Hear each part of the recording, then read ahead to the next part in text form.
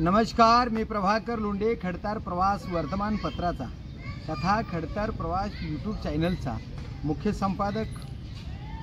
आज आपण व्यायामाचा जो प्रकार आहे तो कोणता प्रकार आहे मला माहीत नसते ते प्रकार, पण माझं शरीर लवचिक ठेवण्यासाठी, शरीर निरोगी ठेवण्यासाठी जे काय प्रकार मला माझ्या मित्रमंडळीच्या पुढे ठेवता येतात ते मी पूर्ण प्रकार ठेवणार आहे।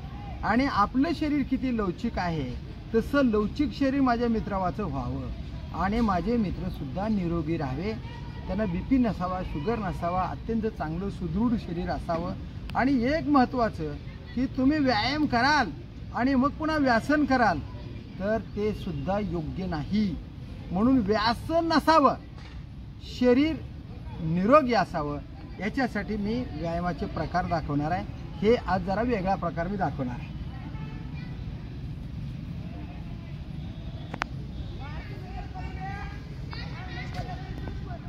बघा, हे मला अशा पद्धतीने शरीर लवचिक असणं गरजेचं आहे।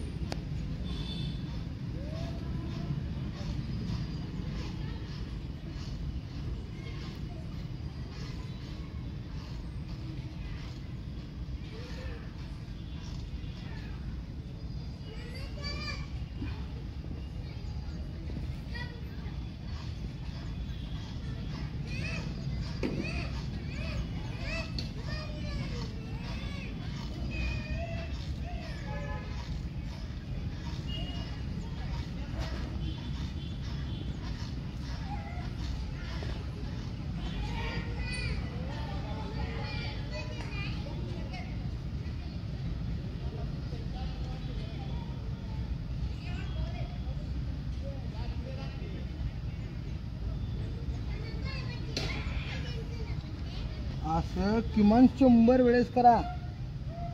हे 100 वेळेस झाल्यानंतर इथला मणका, हे शरीर, हे तुमची टचिंग अत्यंत चांगल्या पद्धतीने होऊ शकते। शेवटी आता ही लोक मला काहीतरी बटरफ्लाय म्हणतात म्हणे, असं ते काय मला माहीत नाही, पण हे पाय एवढे तंग करून असं जावा, असं जा,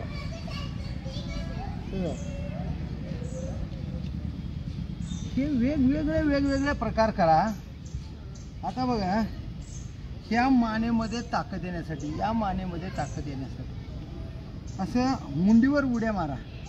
आता मुंडीवर उड्या मारताना सुद्धा दमाने मारा, नाहीतर मला सुद्धा मुंडीवर उडी मारत असताना या ठिकाणचा भाग माझा दुखावला होता। हे हात माझा बरेचसे दिवस दुखत होता का, तर एका बाजूला जर उडी पडली गेली तर शीर बरोबर दबली जाते आणि मान पिचकली जाते। तर तसं न करता याचा सराव करा, दमाने करा आणि अशा पद्धतीनं उड्या मारा, लहानपण आठवा। खरं म्हणलं तर ह्याच्या अगोदर ही व्हिडिओ मी तयार केलेले आहेत, पण मानवावर सारखं ओझं आल्यामुळं, हे ताकद आल्यामुळं काहीच वाटत नाही, काहीच वाटत नाही। सहज उड्या मारा, सहज रेग्युलर 5-10 उड्या मारा. हे या मानेवर असे वजन आलं पाहिजेत आणि हे ताकद आली पाहिजेत. या मानेवर तुमच्या शरीराचं 90 किलो वजन असं जम्पिंग झालं पाहिजे. जम्पिंग त्याच्यामुळे ही मणका जी आहे ती मणका मजबूत राहतो आणि मानेत ज्यावेळेस ताकद येते.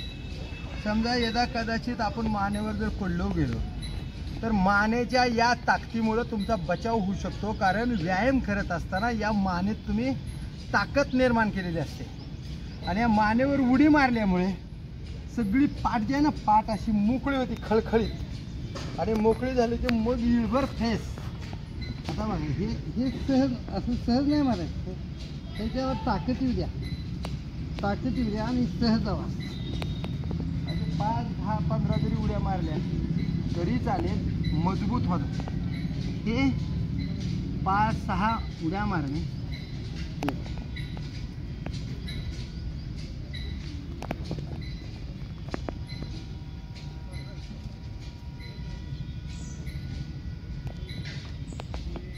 हे 5-6 उड्या मारणे.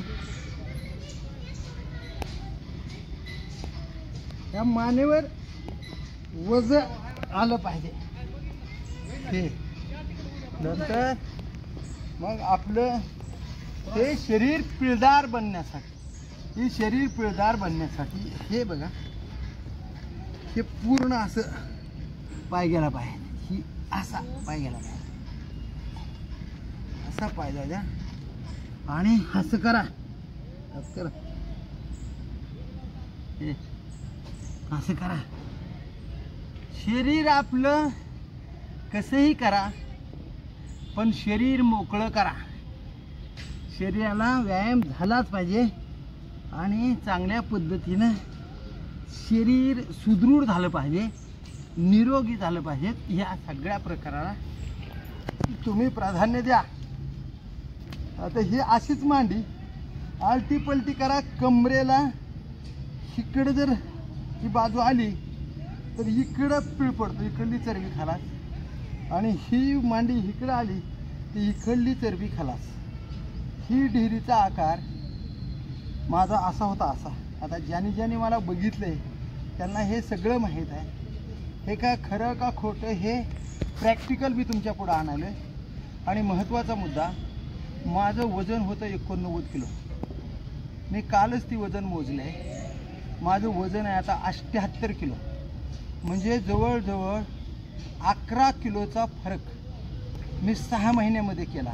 म्हणजे 6 महिन्यामध्ये करण्यासाठी मी काय काय केलं, किती प्रयत्न केला आहे, हे माझं शरीर तुम्हाला सांगते. माझी ही आडमुठे व्यायाम तुम्हाला सांगतील.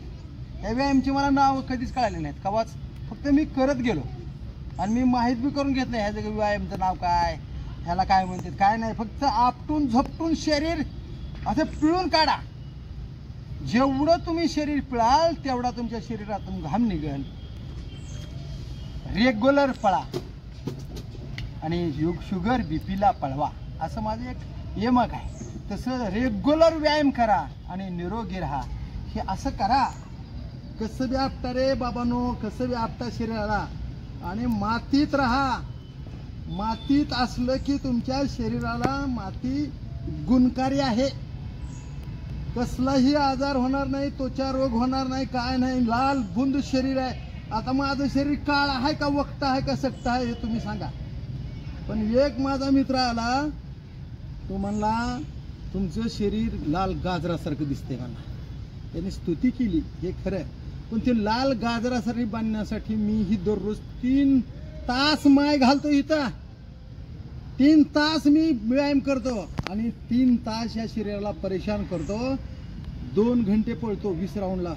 2 घंटे बाळा, दमाने पळा, फास्ट पळा, पण 20 राऊंड पूर्ण पळा आणि शुगर बीपीला पळवा. इथं हे अशा पद्धतीनं, आता मी मागे सांगितल्याप्रमाणे ही जी गुडघा आहे ती इकडे येतो, म्हणजे इकडे पिळ पडतं. बघा ही बघा, आता इथं पिळ पडला.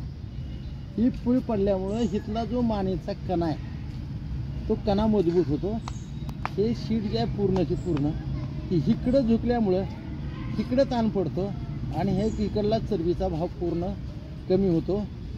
दम छाटत होता मला बोलता येत नव्हतं, पण आता एकदम चांगल्या पद्धतीने बोलता येतं. असं करा, हे दररोज 20-25 करा. हे 20-25 रेग्युलर करा. हे मी हे अगोदर दाखवलंय, पण तरी सुद्धा तुम्हाला सांगायला हे नियमित केल्यामुळे काय फरक पडत आहे हे तुम्हाला सांगायचं मला. आणि हे व्यायाम नियमित करा. डॉक्टरांना सुद्धा सल्ला आहे माझा. डॉक्टर साहेब, तुमची बैठक जास्त असते, लोकांचे आजार दूर करण्यासाठी तुम्ही सकाळपासून सायंकाळपर्यंत तुमची प्रॅक्टिस करता. जरा धंदा बाजूला ठेवा, पैशाची आशा जरा कमी करा, शरीर मजबूत ठेवा. तुमचं शरीर मजबूत तर त्या पैशाची किंमत आहे. तुमचं शरीरच तुम्हाला साथ देत नसेल तर ती पैसे कमवून कुठं ठेवणार, काय त्याचा उपयोग आहे. म्हणून डॉक्टर साहेबांनी सुद्धा शरीराची काळजी करावी, निरोगी राहावं. आणि आमच्यासारख्या सगळ्या माणसाला तुम्ही डॉक्टर म्हणून आम्हाला निरोगी ठेवण्यासाठी, औषध उपचार करण्यासाठी तुम्ही सक्षम राहिलं पाहिजे, तुम्ही तंदुरुस्त राहिलं पाहिजे. आणि म्हणून व्यायाम करणाऱ्या सर्व मंडळीला माझी विनंती आहे, कुठलंही व्यसन करू नका. आहारामध्ये दररोज दूध घ्या, अंडी घ्या, फळं घ्या, कडधान्य घ्या. गोड बिलकुल सोडा, गोड खाऊच नका. कधी तर आलं सहजासहजी तर खावा. खरं म्हणलं तर 12 सण आपल्या हिंदू संस्कृतीमध्ये केलेले आहेत. त्याचं कारणच असं होतं की प्रत्येक सणाला गोड खावा, आधीमध्ये खाऊ नका. आता तुम्ही दररोजच गोड खायला कुठे गेला, सेंट्रल बिल्डिंगला की येताना स्वीट दुकानात घ्या, अर्धा किलो जिलाबी, 1 किलो लाडू, 1 किलो बुंदी लगेच खावा. आणि ह्याच्यामुळं तुमचं शरीर लठ्ठ झालेलं कमी होत नाही, चरबी कमी होत नाही. तेलगट पदार्थानं चरबी वाढली जाती, कमी होत नाही. आणि म्हणून गोड खाणं बंद करा, तेलगट खाणं बंद करा. साध्या भाज्या खावा, पालेभाज्या खावा, अंडी खावा, मटण खावा, चिकनची उकड खावा, फ्राय करून खाऊ नका. हे सगळं तुम्हाला पाळावं लागेल आणि मनोभावे अंतकरणातून व्यायाम करावा लागेल. त्याच वेळेस तुम्हाला शरीर मिळणार आहे. आणि शेवटला हे बघा, हे सारखे करा, उगा हलवा असं. हे कमरेचा पूर्ण व्यायाम क्लिअर होईल. आणि मग हे जो व्यायाम आहे बघा, त्या मानेवर होतं, ह्या छातीमध्ये दम छाटतो, दम. तर मला 5 सुद्धा पॉईंट काढता येत नव्हते. आता किमान अर्धा तास मी वरीच व्यायाम करतो असा. हे मानेवर हे जे व्यायाम आहे, हे अर्धा तास सुद्धा मी थांबू शकतो. आता अर्धा तास थांबू शकतो. व्यायाम न करणारा आहे त्यानं हा जो प्रकार आहे हा करत असताना त्याला बोलता सुद्धा येणार नाही. मला सुद्धा बोलता येत नव्हतं, पण सरावानं आता मी बोलू शकतोय, असा व्यायाम करू शकतोय. अशी 100 पॉईंट मी वरीच करतो, हे 25 पॉईंट करतो, मग इकडं मान खेटवत असं. तर अशा पद्धतीनं व्यायाम करा, रेग्युलर व्यायाम करा. रेग्युलर व्यायाम केल्यामुळे, नियमित व्यायाम करा. मी पहिला एक फॉर्म्युला तयार केला, माझं समीकरण आहे. ज्या दिवशी संडास बंद त्या दिवशी व्यायाम बंद. म्हणजे तुम्हाला खायला परमिशन आहे, कितीही खायचं आणि नेहमीच संडासला जायचं. म्हणजे खायचं, संडासला जायचं, आणि संडासला जाण्यासाठी खायचं, पुन्हा अजून संडासला जायचं. हे असं करायला तुम्हाला परमिशन आहे. मग जे खाल्ल्याला जिरवण्यासाठी, शरीर तंदुरुस्त ठेवण्यासाठी रेग्युलर व्यायामला या. अरे खाण्यासाठी व्यायाम करा आणि व्यायामासाठी खावा, पळण्यासाठी खावा आणि खाण्यासाठी पळा. शरीर निरोगी ठेवा, रेग्युलर व्यायामाला. एवढीच अपेक्षा तुमच्याकडून व्यक्त करतो आणि तुम्ही निश्चित व्यायामला याचाल अशी अपेक्षा करतो. मी प्रभाकर लोंढे, खडतर प्रवास वर्तमानपत्राचा तथा खडतर प्रवास यूट्यूब चॅनलचा मुख्य संपादक. या चॅनलला सबस्क्राईब करा, शेअर करा, बेल आयकॉनचं बटन दाबा. आणि असेच शरीराला तंदुरुस्त ठेवणारे, निरोगी ठेवण्यासाठी तुम्ही असे व्हिडिओ पाहण्यासाठी खडतर प्रवास यूट्यूब चॅनल सबस्क्राईब करा. धन्यवाद. धाराशिवकर. जय हिंद, जय महाराष्ट्र.